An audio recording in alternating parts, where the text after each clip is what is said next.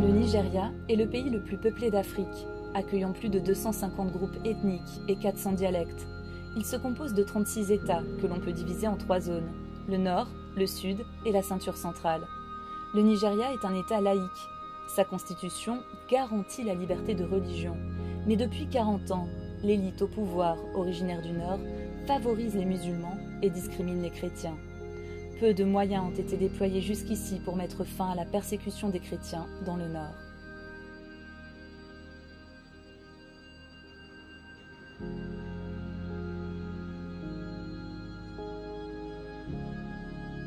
Ces dernières décennies, l'hostilité envers les chrétiens du nord et du centre du Nigeria a grandi, un phénomène qui s'est encore renforcé ces 15 dernières années, à tel point que certaines zones se sont presque vidées de leurs églises.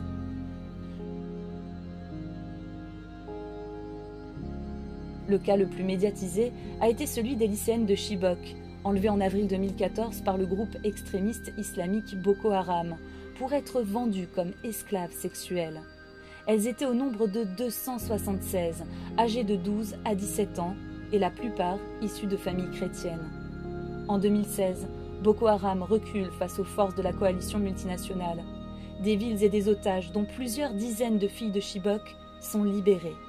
Mais le groupe n'a pas abandonné sa lutte. En partie soulagés, les chrétiens du Nord vivent toujours dans la crainte permanente d'attaques terroristes. Ceux de la ceinture centrale font face aux violences perpétrées par les Peuls, éleveurs nomades musulmans.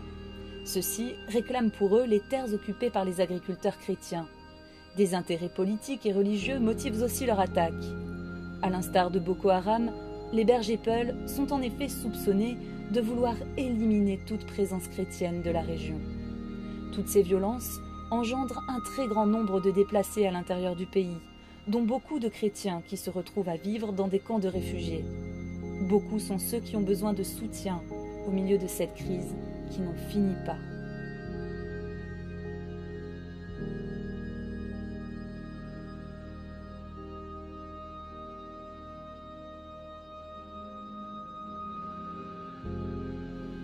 L'église du Nigeria est majoritairement une église déplacée, dont les membres sont des réfugiés.